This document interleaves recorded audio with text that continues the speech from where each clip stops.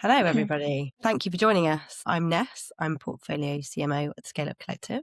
Hi, I'm Anna, Head of Insights at Scale Up. We are a fractional growth partner for scaling businesses. Today, we want to talk about making decisions because we've been talking about this a lot ourselves internally recently. We are talking about this in the context of scaling businesses, making decisions about how they grow. And how at a time where we just seem to be so flooded with data, opinions, and frameworks coming at us left, right, and center, it's actually making decisions much, much harder. And the phrase "we need more data to make that decision" just seems to be coming up in pretty much every conversation we're having. To be fair, even internally amongst ourselves, right? Like, I think everybody's a little bit guilty of this from time to time. And so we've been thinking really hard about what is the issue, what's creating it, and kind of how can we overcome it. Because I suspect most of you who are here joining us today are here because you're either getting met with the response, "we need more data before we can do that thing that you want us to do," or maybe you're the one that's saying it and kind of want to get out of that lockstep. Either way, you're in the right place, and hopefully what we share with you today will be useful. And we'd also love to kind of discuss the topic with people as well. So if you have questions or want to challenge us on any of the stuff that we're talking about today, then share that with us in the comments, and we're more than happy to have that chat. And I just also want to be very clear before we start that we are fundamentally very much pro research, pro data, pro making decisions based on insight. We write and deliver marketing strategy based on audience insights every day. But the reality is there is a fundamental limit to how much you can just keep burying your head in the sand of more data, more data, more data to make that decision. You're actually just delaying making the decision ultimately. And at some point you have to act on the information you have in front of you. Otherwise you're just going to miss a huge opportunity potentially, if not at least the opportunity to learn by doing. And that's kind of what we want to talk about today. And so before we jump in, I guess I just want to set the scene a little bit in terms of the two big challenges that crop up in this space, which are this idea of analysis paralysis. So that concept of going, we need more data, we need more customer interviews before we can really decide on who our ICP is, when you probably have enough of a signal, at least enough to kind of take that into market and to test it in real life. And the other side of that is kind of fake decisions where you think you're making a decision, but fundamentally you're actually not. And an example of that might be going, there's 5 potential channels we think we can use to reach our audience or for our go-to-market. But actually, we're going to test all 5 of those and see what works. And the reality is testing 5 big channels like that with a tiny budget isn't testing. You're just spreading your resources so thin that you're not going to learn anything. And both of those traps feel productive. They feel quite strategic. It's not that thinking hasn't gone into it at that point. A lot of thinking has gone in. It's just that you've not made that final cross the chasm of making the decision. But ultimately, they both kill momentum. Your runway is burning, you're spending money, competitors are moving, and it's frustrating when 3-6 months later, you still feel like you're stuck in the same position you were as before. With the clients that we work with, we always kick off the process by having what we call stakeholder interviews, where we just jump on a call with key members of the business and talk through with them from their perspective what they feel is keeping the business stuck, and identifying the kind of challenges that they see getting in the way of their growth objectives. So like you say, it's really interesting to see kind of common themes emerge from those calls, and talking to teams around what's behind these 2 traps that we're talking about today. What's becoming clear is that it's very much not at all an individual issue. More and more we're seeing that actually we can frame these traps as kind of a structural or technical kind of issue. And so like you said at the start, we're in a world today where information is absolutely everywhere. We're hearing the term information overwhelm more and more. You're getting advice from all angles, investors, advisors, leaders on LinkedIn. It's loud and constant. And then at the same time, teams have like more internal data available to them than ever before. They've got, analytics tools towards various ways that they can collect and analyze customer feedback and sales calls as well. And then on top of that, obviously there's AI. So we can use AI to generate long summaries and give us insight and multiple recommendations. But the thing about AI is it always has like one more helpful suggestion. Yeah.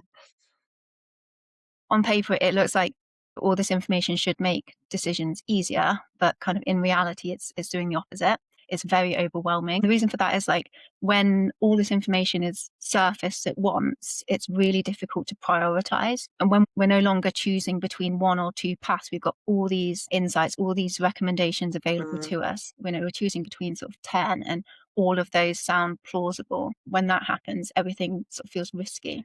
So I want to kind of go a bit deeper into talking about AI and the impact of AI on these kind of two traps. So we've seen it really clearly with teams that come to us having done what on the surface looks like really thorough audience research.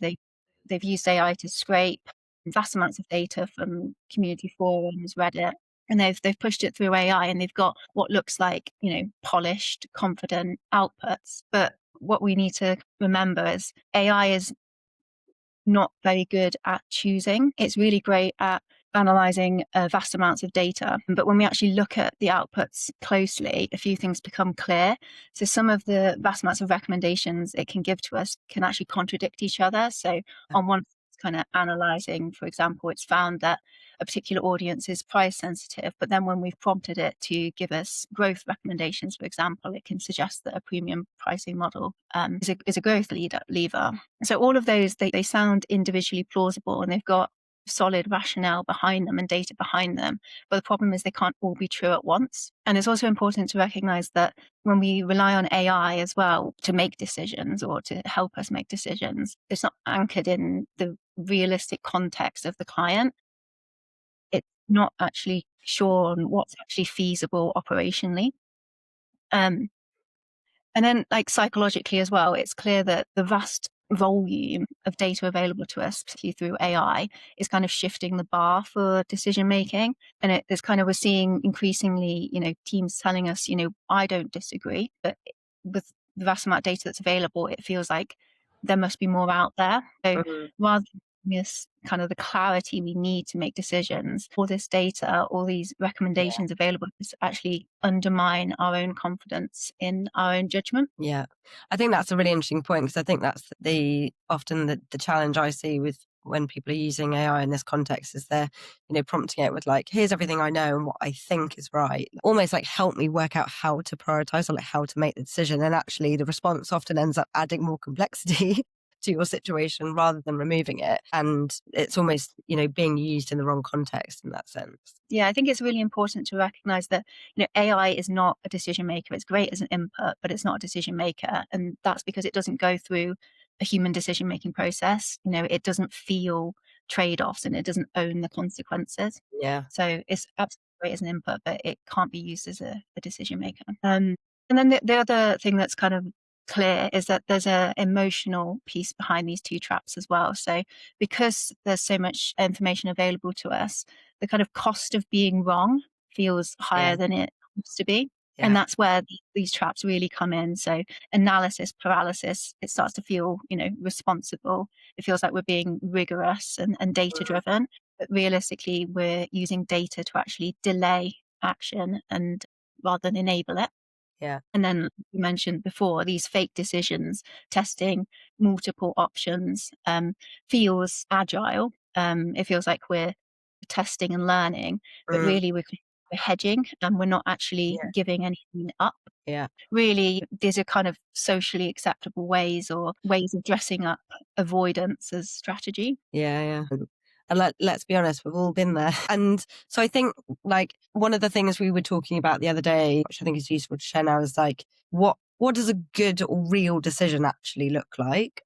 We boiled that down in the end, 3 core requirements that you need to meet to be able to feel like you've actually made a proper decision. And the first of which is that you fundamentally need to be willing and able to make an actual commitment. And I do think, to your point, with that kind of emotional and psychological side of it, part of this is a huge mindset thing more than anything else, which is you need to be comfortable and willing to commit to something, both in terms of comfortable that you're committing to something that is sound and reasonable, but you need to be able to commit to that, like the budget, the time, the resources to actually give it a chance. Because I think that's often the other thing I see, which is like people make a decision but then don't really back it because they haven't actually really made the decision. And again, that's another example of that like fake decision thing that happens. And you need to be willing to commit a budget, give it a fair test, give it time, And you need to be very clear on the trade-offs and what you're not doing as a result. So if we go back to that 5-channel example, rather than saying we're going to kind of test all 5 of these,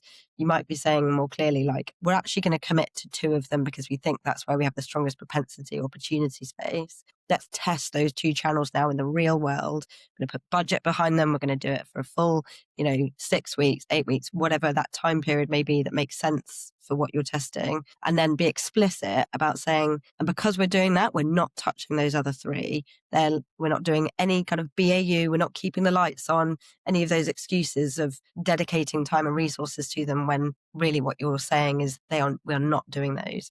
We don't believe that's where our opportunity sits. That in itself is almost more powerful. And ultimately, being wrong quickly about the 2 things that you test is much more powerful than being unsure about all 5 indefinitely. And then the second piece of that is about how we measure things. So when we take those, we decide what we're going to test and we put them into an explicit experimentation testing phase in the real world, we need to be really clear on how we're measuring it, how we're measuring success. And in this case, it's often about getting directional confidence, not statistical significance. And I feel like that's a real hang-up area that we also see a lot, right? And end up having a lot of conversations with people around. We hear this a lot. A lot of people, a lot of clients worry about reaching statistical significance before making a decision. With a lot of the scale-up businesses that we work with, not only are there, not necessarily the numbers available to get us there, but we have the limited budget as well that to put behind that sort of test. As well as time, we need to move quickly. It's important to remember that most of the decisions that we're talking about here in terms of marketing decisions and growth strategy decisions, they're not irreversible. Now, statistical significance is obviously important for those extremely high risk decisions that are irreversible, but it's important to sort of reframe the way that we use the research that we're informing our decisions as kind of, we don't need enough data to be right forever. We just need enough data to make the decision that feels responsible now. So for an example, that could be, using different types of evidence as opposed to a statistical significance. So, you might get an 18% engagement rate on your content, and you can compare that to an industry benchmark of 8%. And, that's not necessarily statistical significance, but it is an extremely strong signal and kind of directional signal, even if it's not statistical proof. Yeah, absolutely. And then the third piece to that puzzle is, so you kind of made that decision and commitment around, what it is you're actually going to commit to. You've got a clear measurement framework that allows you to say, this is how we will know if we've been right. And then the third piece is kind of builds on that, which is having very clear pivot signals. So taking the time up front to define what good and bad looks like, and what needs to happen or not happen in order to make you stop doing what you're doing and back out of it and go again, or to double down and commit to it kind of wholeheartedly moving forwards for the long term.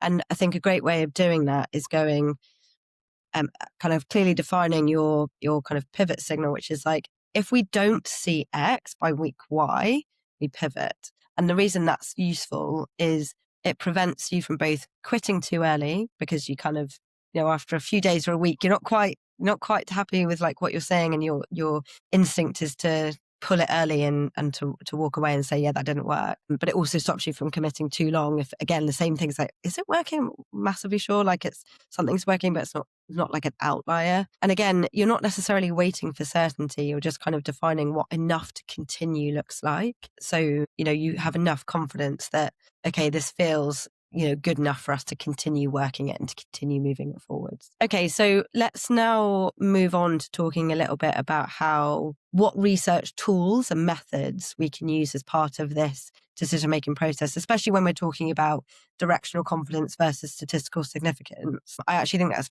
where we can all get a little bit stuck in terms of like, what are the right methods and at what point in the process is there a certain way we should go through that process to help us build up that picture with enough confidence. Yeah, of course. So I think what's really important to start with is that we kind of mentally reframe research as something we do before deciding, as to become the thing we do to enable us to decide. So, there's a process that we follow, which, we, like you say, use to sort of not necessarily, we do obviously try to give extreme clarity, but it's not always about giving the perfect answer. It's about giving kind of clear direction.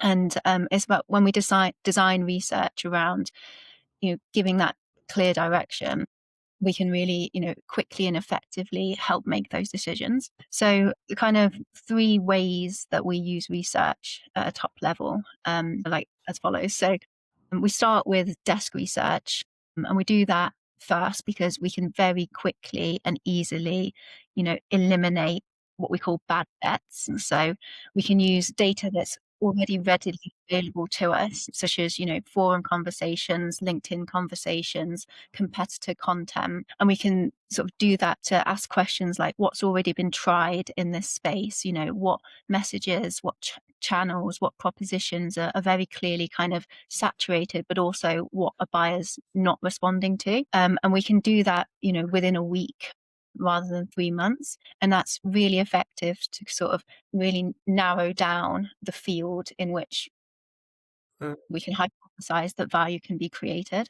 And that enables us to be really then selective with what we are going to investigate further. We clearly know who it is that we need to investigate with and what exactly we need to investigate. So we've got kind of clear hypotheses as a result of that initial research that we need to either validate or invalidate.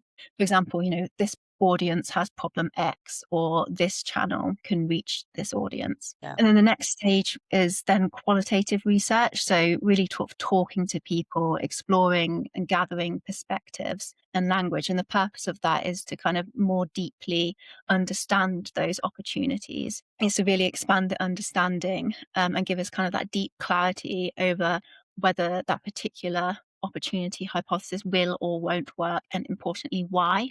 Mm. But unfortunately, like often after qualitative research, everything can still feel very important. And that's where we start using quant research to really force that prioritization, putting numbers behind things.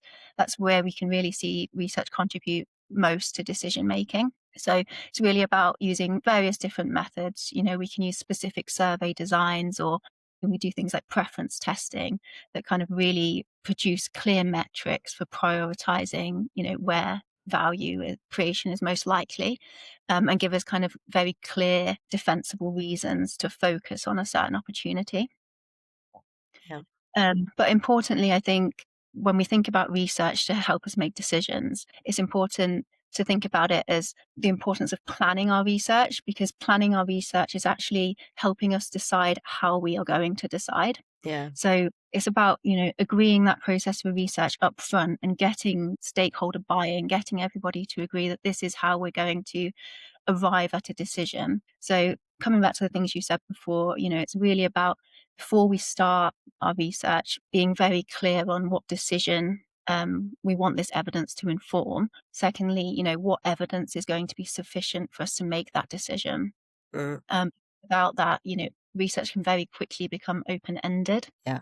And I think actually that's a really interesting point. And again, I think a trap that is really easy to fall into, which is like, again, to a certain extent, hiding behind the notion of doing research and it being just really broad, and kind of hoping that just like gathering loads of information is going to somehow magically make the answer really clear. But when you look at it in the terms of those stages and break it down in terms of like, step one is about understanding enough to allow you to inform your hypotheses of what could work, what the possible plausible options are, that you then need to take into the next phase of like, okay, let's now actually go and meaningfully invalidate those hypotheses, and then we'll like put them under even more kind of stress, duress later. I think that's a really interesting structure and a useful one for people to take, because it is often that case of, you're like, I don't even know where to start. I've done loads of desk research now, I still don't really know what I'm looking for. And so I think that kind of hypotheses development is a really important step at the beginning. And just to go back to a bit we spoke about earlier, so we talked a little bit about the kind of bias towards wanting statistical significance earlier, and I feel like maybe we should circle back on that again here, because when we're talking about doing research, we're talking about, a combination here of desk research, using publicly available information and data and interpreting it our own way, collecting primary data through our own kind of qual customer insight stuff, and also that layer of quant as well. What are your thoughts on kind of how that statistical significance versus confidence kind of direction shows up kind of here through this process? Yeah, sure. So it's definitely an important question, and one we kind of come up to a lot. But I think when it comes to that question of, do we have enough data, or is our sample size big enough? Which, that is a common question when we're doing things like customer interviews, for example. Shall we just talk to more customers? But I think there's two terms that are really important to remember in the context of that question of, do we need more data? Do we need a larger sample? And the first one is a term called data triangulation. So it's important, like you said, that's the reason why we follow this process. We're not just relying on one particular research exercise to inform our decision. We're actually relying on various different data sources. And it's important to understand that data triangulation means that we're not just making a decision based on one source, we're actually making a decision based on our confidence, same themes, these same opportunities, these same value creation themes are kind of showing up across different data sources. So it's in the same in customer interviews, the same in, reviews and forum data, and the same in kind of sales conversations. That really enables us to kind of move forward with more confidence. And then the other term is data saturation. So Mm. very similar, but it's sort of, if you're looking at data and each time you look at more data, you're hearing something new, then yeah, you can be relatively confident that you do need to look at more data. But if you start hearing the same themes over and over again, and things aren't really changing the more data you collect, then you can be relatively confident that you've collected enough data and now's the time to sort of interpret that into action. Yeah, nice. I just want to ground this off a little bit in terms of boiling all of that discussion back down into like a framework we can use to help make intentional decisions more quickly moving forwards. And I think if we just revisit the main points that we've spoken about so far, fundamentally, the first thing, I know it sounds really obvious and almost a bit silly, but the first thing is be clear on what you're actually deciding. And again, it's not that it can't be something broad, which is like, how do we grow? But it needs to be much more specific and time bound within that, which is like, for example, what segment are we going to focus on in Q1, which is something you can make a very intentional, specific decision around. So being really clear up that and definitive about that up front. Then be, to your point earlier, being clear about what data do you actually need to feel confident in that move, and agree that with the people around you that need to be taken on that journey and back the decision. What does everybody want to see? What will make everybody feel comfortable that that is the right move and that you've done due diligence and we have enough directional data to allow us to make the decision? Agreeing that up front will make it much more kind of easy to move through the process and to make that quick decision when you've collected the data. And it'll also force you to be very specific about what research methods you're going to need to go through or where you're going to collect data from to enable that decision to be made. Then it's about making a commitment. So once you kind of have enough of that information data that points you in a direction, being really intentional about the commitment that you're making to that option, and being clear again about those trade-offs. What are you not doing as a result of doing that one thing? And commit to it. Give it time, give it budget, make it real, and really go after it to prove if it can or if it won't work. And often at that point, you're probably having to make a decision itself over which ones you decide to properly test and which ones you don't. And there's various different frameworks that you can use this, all of which are effective in different ways. I do think this is a preference thing, but we often just use the impact versus effort model to try and find those high impact, medium to low effort opportunities. And then the final piece is about setting those pivot signals, again, doing all of that up front. So you're very clear on what good looks like, what proof you need when you're doing that test as to whether something is working or not. And therefore, when you've come to the end of it, whether or not you've actually got a no or no go decision. And hopefully that is a framework that you can actually take away today and apply to a real decision that you're working on right now. Thank you so much for listening. Again, feel free to DM Anna and I on LinkedIn or comment on and we'll get back to you if you have any questions or anything from today that you'd like to chat through in any more detail. Thanks very much. Have a good afternoon.